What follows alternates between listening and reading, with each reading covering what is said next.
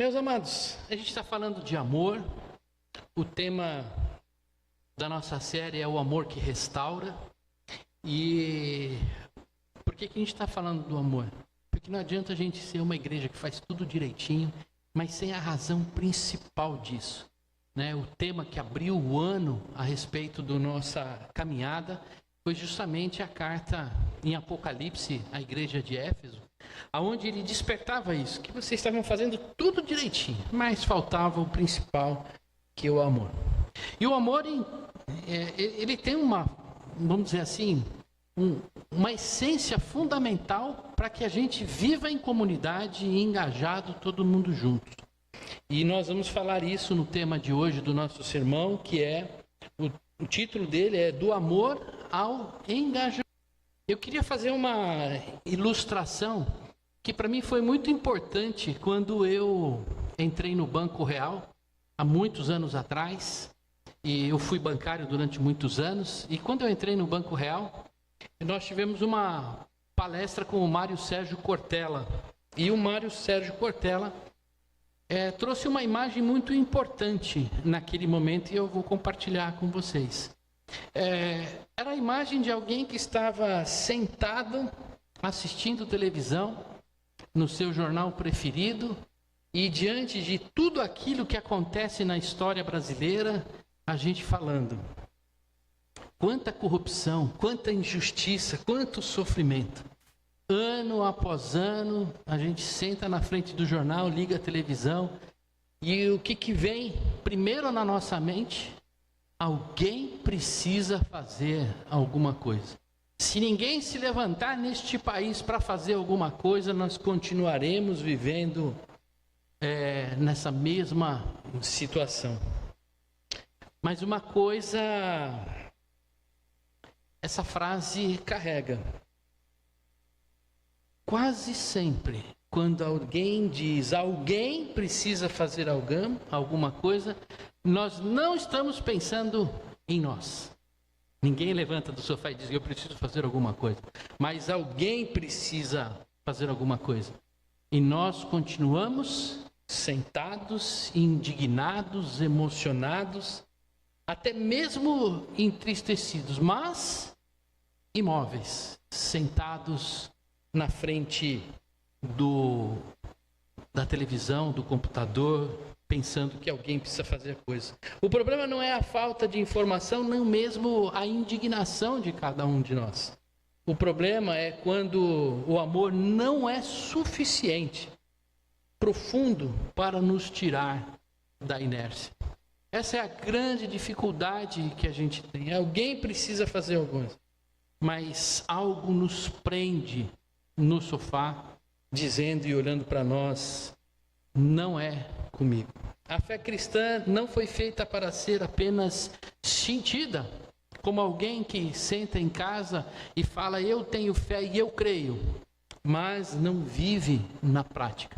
O texto de Romanos vem justamente nesse sentido, trazer essa imagem de que a gente, quando é alcançado pela graça, quando é transformados por Jesus Cristo, a gente não pode ficar sentado no sofá com essa fé apenas interna, mas nós temos que nos engajar na vida da igreja. Amém?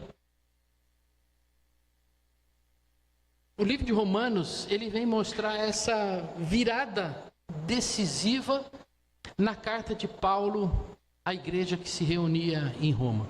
Esse trecho que nós vamos ler, ele é um momento em que ele para de anunciar a profundidade da graça de Deus e ele começa a chamar a gente que a graça que foi alcançada por cada um de nós, ela deve ser vivida na prática. E isso é algo um ponto muito forte na teologia cristã, porque Romanos é um fundamento forte da teologia de Paulo a respeito da fé cristã. E essa é uma marca muito grande e fundamental na vida do cristão. Nós precisamos viver na prática a nossa fé. O amor que nasce em Cristo não permanece apenas no coração, mas ele deve se expressar em atitude completa. E é isso que nós vamos ver no texto de Romanos 12, do verso 9 até o 16. Romanos 12, 9 a 16. Vamos nos colocar de pé para ler a palavra do Senhor.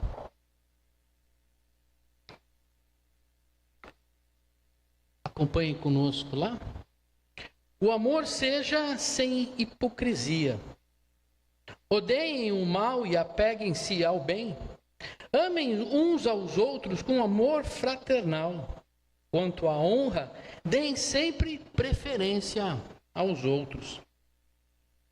Quanto ao zelo, não sejam preguiçosos, sejam fervorosos de espírito, servindo o Senhor. Alegrem-se na esperança, sejam pacientes na tribulação e perseverantes na oração. Ajudem a suprir as necessidades dos santos, pratiquem a hospitalidade. Abençoa aqueles que perseguem vocês, abençoem e não amaldiçoem. Alegrem-se com os que se alegram e chorem com os que choram. Tenham o mesmo modo de pensar de uns para com os outros. Em vez de serem orgulhosos, sejam solidários com os humildes.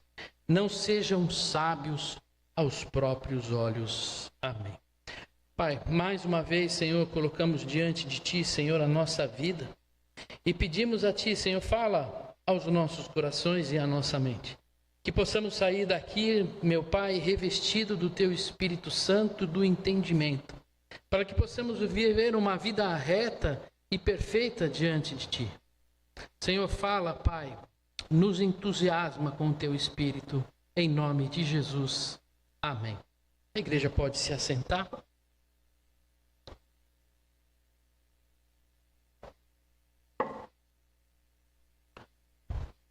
O primeiro ponto importante para a gente entender como que o amor nos leva ao engajamento. Como que viver a comunidade, viver a fé cristã, não dá para viver separado em casa sozinho. A gente tem que viver em comunidade e expressar esse amor.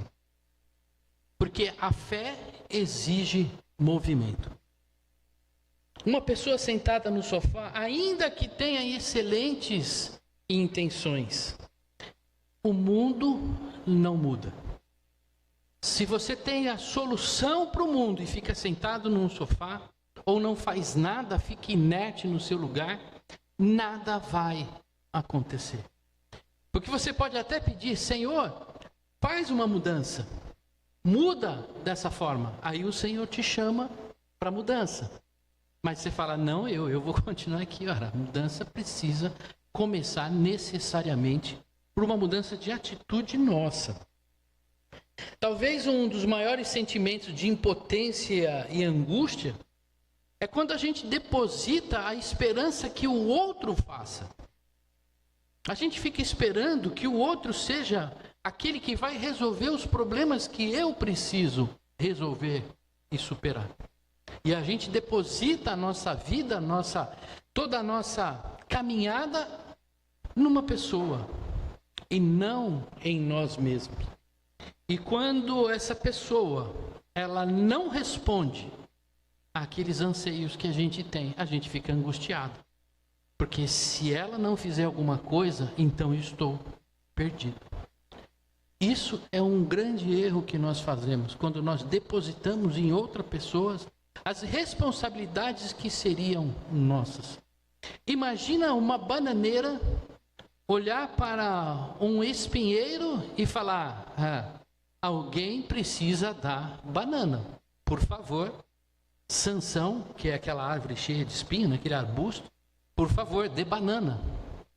A bananeira vai ficar angustiada, porque o Sansão não vai dar banana.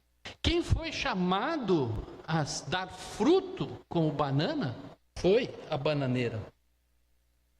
Não dá para a gente esperar que os outros façam aquilo que Deus confiou para que nós fazemos. Porque Ele nos chamou para dar frutos, para ser instrumento dEle para a mudança deste mundo.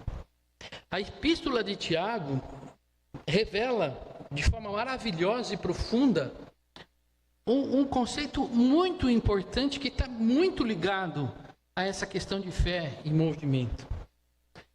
Tiago fala assim: a fé sem obras é morta. Ora, a fé sem movimento não gera nenhum fruto. Então, quando Paulo vem falar com a igreja que a igreja precisa de movimento, porque se ela não se mover, ela vai estar morta. Ela precisa sair da sua inércia, do seu lugar comum, do seu lugar de conforto, onde você se protege das pressões do mundo, e você tem que colocar a cara para fora, sair do sofá e falar o seguinte: eu vou assumir as minhas responsabilidades, vai doer dar fruto, mas o Senhor me chamou para dar fruto.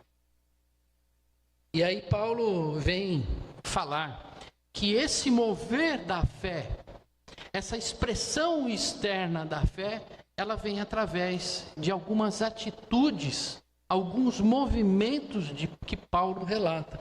Imagina que ele vem aqui e ele fala aqui, nesses 11 versículos, ele cita 15 verbos de ação. Em todo esse trechinho ele está falando: faça, faça, haja, haja, não fique parado. O primeiro bloco que Paulo trata, os primeiros versículos desse bloco, é a reorientação dos valores, desejos e motivações a partir da graça sobre a nossa vida. Quando a graça nos alcança, os motivos da nossa ação mudam.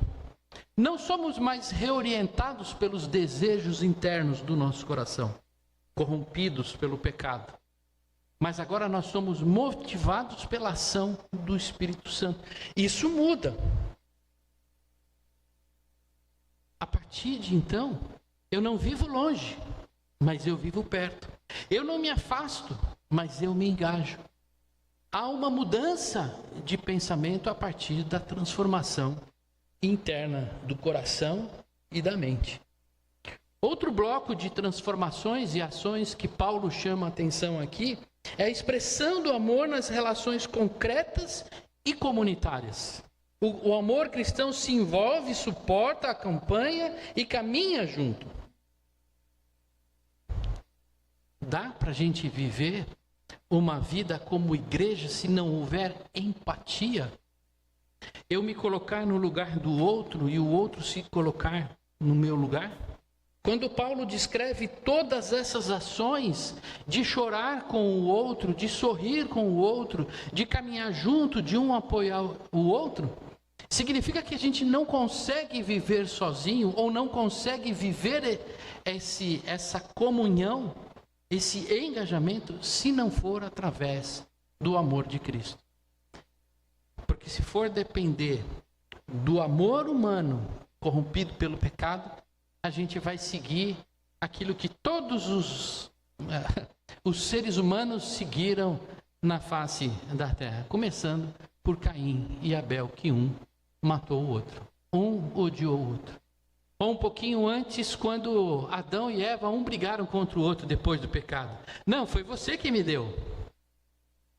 E quando a gente vive um amor transformado, uma vida transformada pela graça, o nosso caminhar já não é mais de separação, mas de engajamento.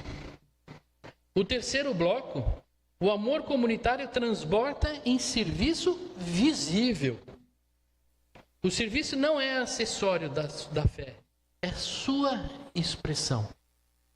Meus amados, o motivo da gente trocar e abastecer o copo d'água ali para que todos tomem, não é um serviço simples, mas é expressão da nossa fé.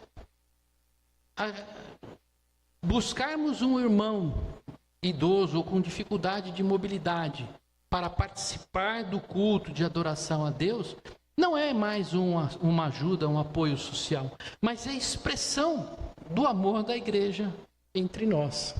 Amar é servir, repartir e acolher, refletindo o caráter de Cristo diante do mundo.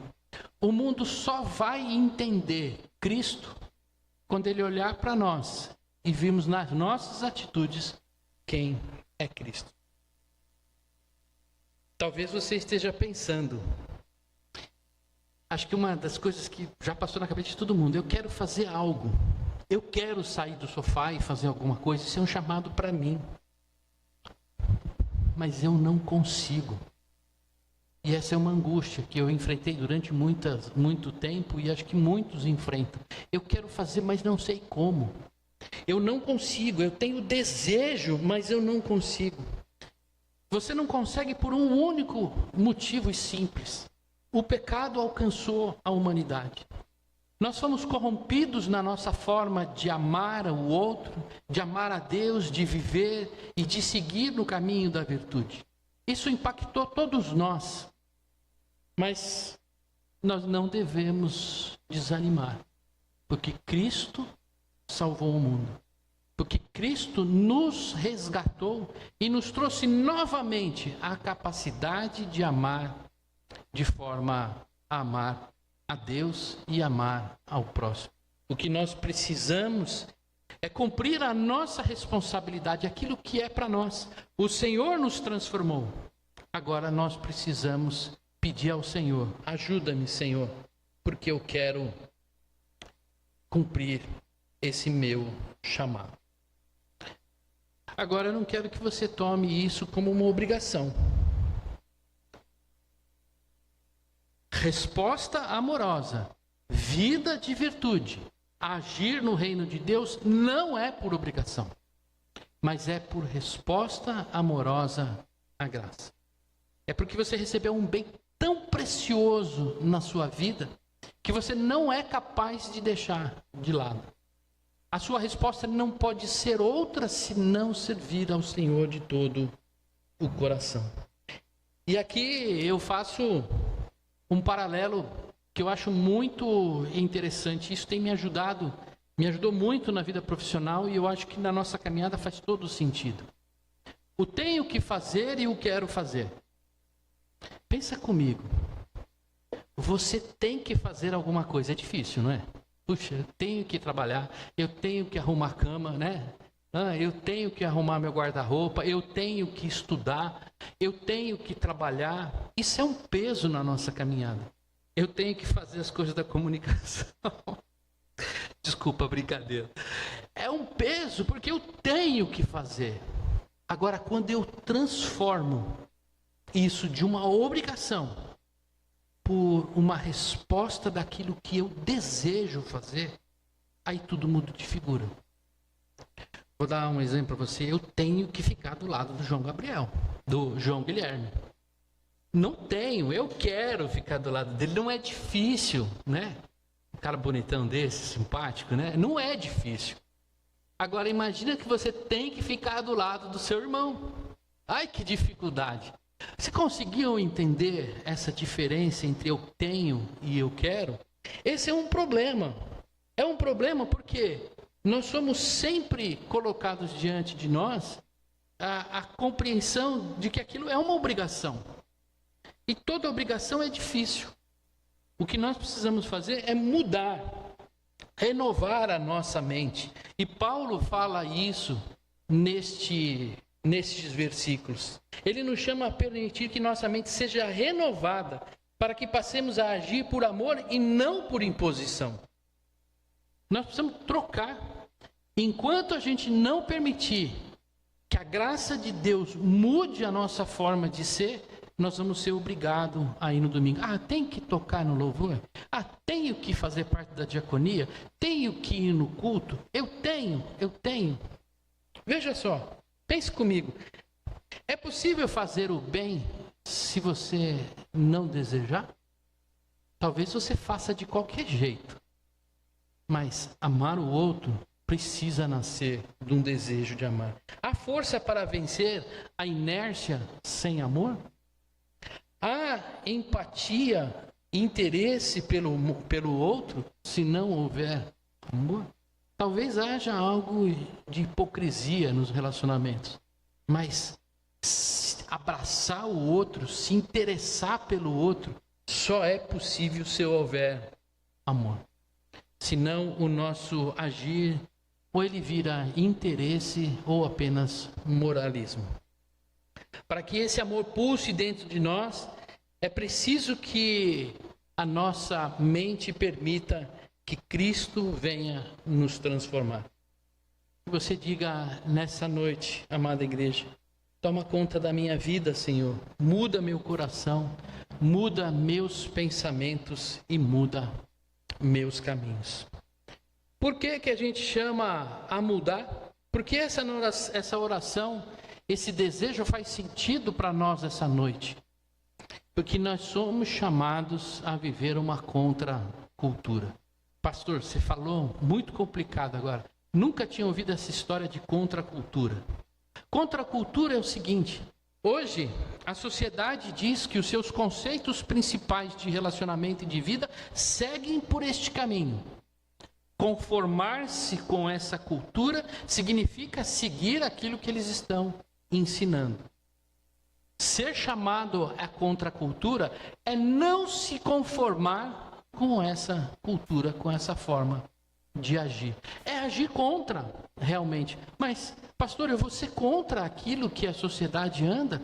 O caminho hoje é por esse caminho, o mundo anda por aqui, eu vou andar por outro lado? Sim. É isso que o Senhor Jesus nos chamou. Quando ele diz que o mundo dele não é desse mundo, ele está dizendo, a minha forma de agir e de pensar não caminha segundo o que a sociedade fala, mas caminha segundo o que o meu Pai me ensinou. Então nós precisamos ter coragem de sair do sofá e começar a agir de forma diferente. Um exemplo claro. Quem já ouviu falar em Big Brother? Eu sei que todo mundo já ouviu falar, né? Quem assiste não perde um. Aquilo é uma contracultura, melhor, aquilo é a cultura exposta de uma forma radical na frente dos nossos olhos. Tudo que a sociedade vive e quer, ele põe lá dentro e potencializa aqueles relacionamentos. A gente tem uma psicóloga aqui, eu acho que é por esse caminho mesmo. Lá eles não estão inventando nada, mas aquilo está ficando exposto. Quando eu me conformo com aquilo, eu vivo aquilo. O Senhor nos chama a não viver como aqueles que estão vivendo lá dentro. Isso é contracultura. Não é a gente virar as costas para a nossa cultura, para a nossa música, para a nossa exposição artística. Não vai nesse sentido. Mas o que a gente não pode é deixar que aquela mensagem que a nossa cultura tem passado e que ela vai contra o Evangelho, que ela nos contamine. Porque senão nós vamos viver um Evangelho marreta. Ou como dizem por aí, um Evangelho meia boca. Quantas igrejas têm pregado o Evangelho coaching, aonde eles vão se amoldando a perspectiva ou as necessidades do mercado evangélico, e aí prega-se aquilo que o mercado quer ouvir. Na verdade, vão ajustando o verdadeiro evangelho para alguma coisa que simplesmente é mercadológico. Eu não preciso citar nenhum movimento religioso, que todos são muito vistos por aí, o que tem acontecido. Nos amoldamos ao mundo quando o bem que fazemos não nasce do amor, mas nasce do interesse, da busca por reconhecimento, por poder ou por benefício pessoal. Esse é um problema sério que nós estamos vivendo. Não é só fazer o que o mundo vive, diz que quer fazer. Não, beber não pode porque isso é do mundo. Não é, isso é pequeno, isso é periferia. Agora, quando a gente começa a agir sem o interesse do amor que vem de Deus, a gente já começou a caminhar do lado errado. E eu tenho certeza disso, porque Jesus, lá em Apocalipse, fala para Efésios, você faz tudo direitinho, mas você esqueceu o principal, que é fazer pelo amor. O comportamento social distorce a conduta do crente quando o agir passa a ser sustentado pela recompensa ou pela retribuição.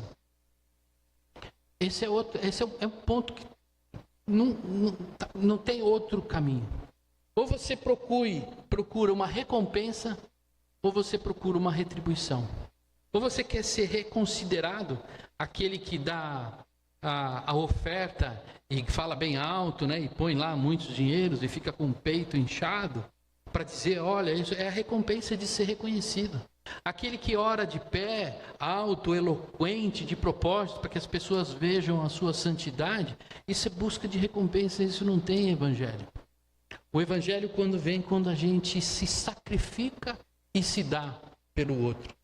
E quando a gente fala em oração, hoje é dia de falarmos de oração, quantas vezes a gente tem que se sacrificado em oração pelo outro e deixado o nosso de lado? Em vez de pedir por mim, eu vou pedir pelo meu irmão. Quantas vezes a gente acorda de manhã, em vez de orar, Deus abençoa a minha vida, que eu seja próspero, que tudo dê certo. Por que a gente não ora, Senhor, abençoa a vida daquele meu irmão que está passando por dificuldade. Olha hoje por ele, Pai. Não vou pedir nada por mim, mas faça por ele. Esse é o evangelho que o Senhor nos ensinou. Quem permanece sentado no sofá sem agir acaba se conformando com aquilo que apenas assiste. Não somos chamados para ficar parado. Não podemos ficar inertes. Nós precisamos andar no sentido que o Senhor nos chamou. Porque se a gente ficar sentado, calado, aquele ditado popular, quem cala, consente. Aquele que não luta na contracultura, ele segue os caminhos do mundo. Agora, aonde eu busco a minha força e o exemplo de como eu devo andar? Jesus é o nosso exemplo e nossa força. Jesus viveu em virtude. Nele não se encontrou mal e pecado. E a sua vida é bússola que nos indica os caminhos que nós devemos andar e agir. Agora, Paulo fala alguns exemplos de o que é que Jesus ensinou e andar de forma virtuosa. A grande dificuldade é que nem todas as situações que a gente vive hoje, elas estão descritas na Bíblia como uma ação que existe hoje. Ali está muito claro. Se alguém pecar, se alguém mentir, ali está muito claro. Agora, assim, se alguém pegar o celular e mandar uma mensagem, não tinha celular na época. São situações que a gente vai viver no mundo de hoje que você pode procurar no manual para saber o que está escrito, como eu devo proceder. A gente não pode fazer isso. A gente tem que olhar para Jesus e a grande pergunta que tem que nascer no nosso coração, o que Jesus faria nessa situação? Nós no Conselho enfrentamos diversas situações. Estou indo para o 5º ano aqui na igreja, né? Já passei por mais, acho que uns 5 ou 7 anos na igreja de Jundiaí. Faço parte da Direx, do presbitério, já há alguns anos. Quantas vezes a gente se depara com situações que não tem uma solução escrita? A grande questão é, o que faria Jesus então nessa situação? O que nós precisamos é olhar para o Senhor Jesus, buscar intimidade, permitir que o Espírito Santo haja em nós, para que a gente tenha entendimento de que naquelas situações que nós estamos vivendo, o Senhor nos orienta a seguir por esse caminho. Ele é nosso exemplo. Não precisamos olhar para João Calvino, Santo Agostinho, Tim Keller ou outro teólogo ou outro coaching qualquer. Nós precisamos olhar para Jesus. É Ele que é o caminho, é Ele que é a verdade, é Ele que é a vida. E foi Ele quem pagou o preço para nos dar força a mudar de vida. Foi Ele quem pagou o preço para que nós pudéssemos nascer de novo. Porque é somente através dele, homem reto, que cumpriu obediente a missão do Pai. Morreu e ressuscitou por nós. É só nele. Não existe outro caminho que nos dê força a mudarmos o nosso pensamento e a nossa forma de agir. Em Cristo, meus amados, não estamos sozinhos. Quando nós nos levantarmos do sofá, o Espírito Santo que foi dado a cada um de nós nos capacitará a viver e a glorificar a Deus com as nossas vidas. Foi através do sacrifício de Jesus que hoje nós somos capacitados a viver segundo a sua vontade. Quero encerrar o sermão de hoje dizendo: a fé cristã não é apatia, mas a fé cristã é movimento. Se você está apático, sentado, parado no lugar comum, dá espaço ao Senhor Jesus trabalhar na sua vida. Sai do comodismo. Que nós possamos reencontrar alegria e sentido em nossa fé através da comunhão, do ato de servir. Não por obrigação, mas por resposta amorosa a esse Deus. Uma igreja restaurada é uma igreja engajada, que usa seus dons como expressão de gratidão e como resposta à graça. Que a cada dia possamos reacender o entusiasmo, vencer a estagnação e servir a Deus com todo o nosso coração. Amém? Feche seus olhos. Pai, muitas palavras, Senhor. Mas se não houver o mover do Teu Espírito, Senhor, de nada adiantou. Nós entraríamos vazios e estaríamos vazios. Entraríamos parados, estagnados e continuaríamos parados. Porque não são as palavras, Senhor, a eloquência que convence, mas é a ação do Teu Espírito, Senhor. A Tua profecia diz ao profeta: fala aos ossos secos, e o Espírito de Deus entrará sobre a vida deles. Senhor, que o Teu Espírito Santo entre no coração de cada um de nós, meu Pai, e que a partir de hoje, Senhor, algo em nós nos levante, Senhor, do lugar comum. Nos levante, Senhor, desse momento de letargia, Pai, e nos faça, Senhor, agir conforme o Teu Espírito. Que nós possamos, Senhor, pegar a nossa vida, Senhor, e falar: dirige a nossa vida. Cuida para mim, Senhor, da minha vida.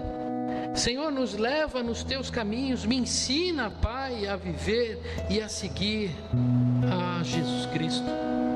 Mas que desde hoje, Senhor, algo novo aconteça no coração de cada um de nós.